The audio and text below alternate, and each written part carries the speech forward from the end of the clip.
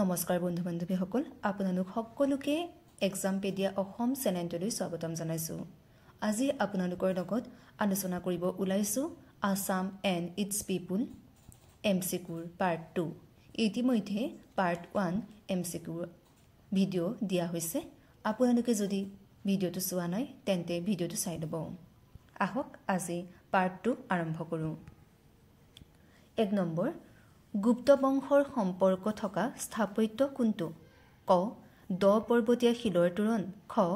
বামুণী পাহাৰৰ স্থাপত্য। গ. মদন কামদেৱ দেৱালয়। ঘ. কামাখ্যা মন্দিৰ। উত্তৰ ক.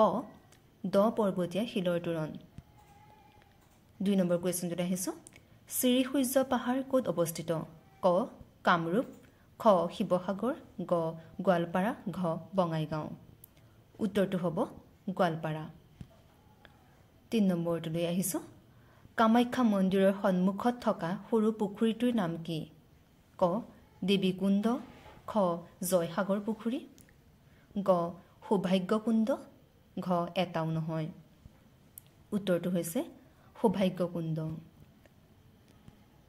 4 নম্বৰ কুৱেশ্যনটোলৈ আহিছোঁ। অসমৰ কোনখন চহৰ মন্দিৰ নগৰী নামে জনাজাত? ক. যোৰহাট। খ. উত্তৰ লখিমপুৰ। গ. ডিব্ৰুগড়। ঘ. গুৱাহাটী। উত্তৰটো হ'ব গুৱাহাটী। 5 নম্বৰ কুৱেশ্যনটোলৈ আহিছোঁ। কামাখ্যা মন্দিৰ অৱস্থিত পাহাৰটোৰ নাম কি? উত্তৰ নৰকাসুৰ। খ. আগাথুৰি। গ. নীলাচল আৰু ঘ. ভস্মাচল। উত্তৰটো হ'ব নীলাচল। 6 নম্বৰ, শিঙৰি মন্দিৰ ক'ত অৱস্থিত? শিৱসাগৰ, তেজপুৰ, হাফলং, দৰং। উত্তৰটো হ'ব তেজপুৰ। 7 নম্বৰ, অসমৰ পিৰামিড বুলি কোন ঠাইক কোৱা হয়? ক. বামুণী মৈদাম, চৰাইদেউ মৈদাম, হোজাই, গড়গাঁও। উত্তৰ চৰাইদেউ মৈদাম।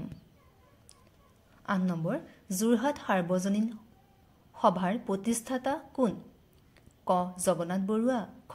নীলমণি ফুকন। গ. মিত্ৰদেৱ মহন্ত। ঘ. তুলসী নাৰায়ণ শৰ্মা। উত্তৰটো হ'ব জগন্নাথ বৰুৱা। 9 নম্বৰ কুৱেশ্যনটোত আহিছোঁ। অসম এছ'চিয়েশ্যন কেতিয়া গঠন হৈছিল? ক. 1901, 1903, 1899, 1902। উত্তৰটো হ'ব 1903। পিছৰটো কুৱেশ্যনলৈ আহিছোঁ। লাচিত বৰফুকনৰ মৈদাম ক'ত অৱস্থিত? ক. নকছাৰী। খ. হোলোঙাপাৰ। গ. চৰাইদেউ। ঘ. শৰাইঘাট। উত্তৰটো হ'ব হোলোঙাপাৰ। 11 নম্বৰ, অসমৰ কোনটো নদীদ্বীপ ময়ূৰদ্বীপ নামে জনাজাত? ক. মাজুলী। খ.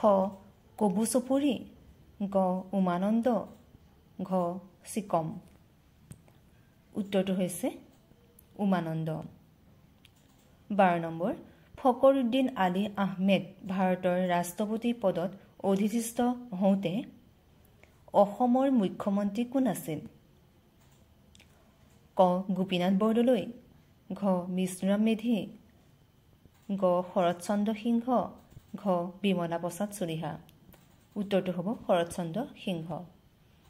13 নম্বৰ কুৱেশ্যন, ব্ৰিটিছৰ পৰা কাইজাৰ এ হিন্দ সোণৰ পদক পোৱা একমাত্ৰ অসমীয়া কোন? ক. ভোলানাথ বৰুৱা। খ. ছৈয়দ মহম্মদ ছাদুল্লা। গ. মণিৰাম দেৱান। ঘ. চন্দ্ৰকুমাৰ আগৰৱালা। উত্তৰটো হ'ব ক. ভোলানাথ বৰুৱা। 14 নম্বৰ কুৱেশ্যনটোলৈ আহিছোঁ। মহাত্মা গান্ধীয়ে অসমৰ কোনগৰাকী মুক্তি যুঁজাৰুক অসমৰ সৰোজনী বুলি অভিহিত কৰিছিল? ক. ভানুমতী তালুকদাৰ। খ. কনকলতা বৰুৱা। গ. পুষ্পলতা দাস। ঘ. চন্দ্ৰপ্ৰভা শইকীয়ানী। উত্তৰটো হ'ব ভানুমতী তালুকদাৰ। 15 নম্বৰ কুৱেশ্যনটোলৈ আহিছোঁ। 1671 চনৰ শৰাইঘাটৰ ৰণৰ সময়ত আহোমৰ ৰজা কোন আছিল? ক. উদয়াদিত্য সিংহ। খ. চক্ৰধ্বজ সিংহ। গ. জয়ধ্বজ সিংহ। ঘ.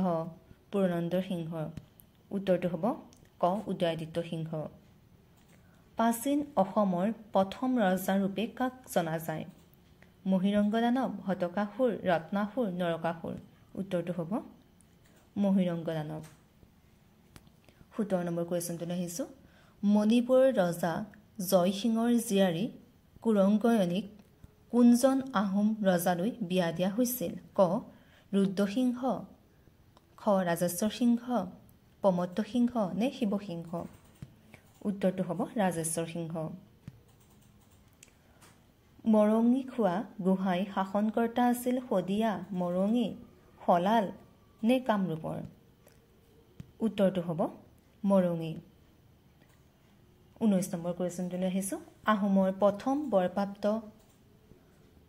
গোহাঁই কোন ক ফাচেংমুৰ বৰপাত্ৰ গোহাঁই লালু বৰপাত্ৰ গোহাঁই কনচেং বৰপাত্ৰ গোহাঁই লাই বৰপাত্ৰ গোহাঁই উত্তৰটো হ'ব কনচেং বৰপাত্ৰ গোহাঁই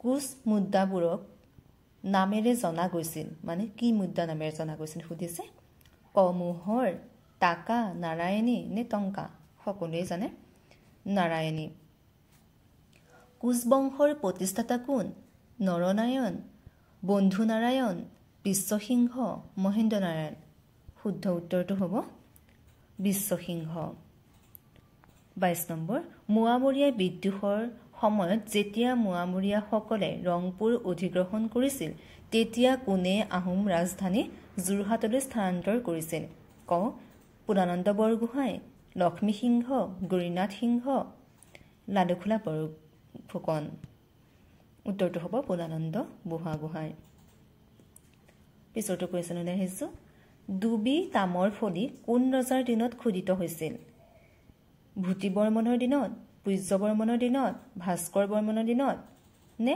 বল বৰ্মনৰ দিনত উত্তৰটো হৈছে ভাস্কৰ বৰ্মনৰ দিনত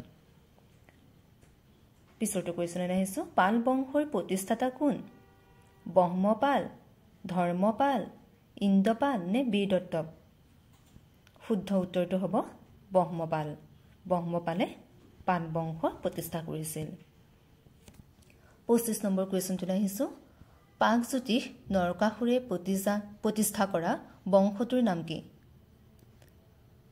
দানৱ বংশ বৰ্মন বংশ পাল বংশ ভৌম বংশ মানে নৰকাসুৰে প্ৰতিষ্ঠা কৰা পাকজ্যোতিষপুৰত বংশটোৰ নাম কি আছিল সুধিছে উত্তৰটো হ'ব ভৌম বংশ বন্ধু বান্ধৱীসকল এইখিনি আছিল এই পাৰ্টৰ অন্তৰ্গত কুৱেশ্যন এনসাৰ আপোনালোকে যদি ভিডিঅ'টো চাই ভাল পাইছে তেন্তে লাইক কৰিব কমেণ্ট কৰিব শ্বেয়াৰ কৰিব আৰু মোৰ চেনেলটো ছাবস্ক্ৰাইব কৰিবলৈ নাপাহৰিব ধন্যবাদ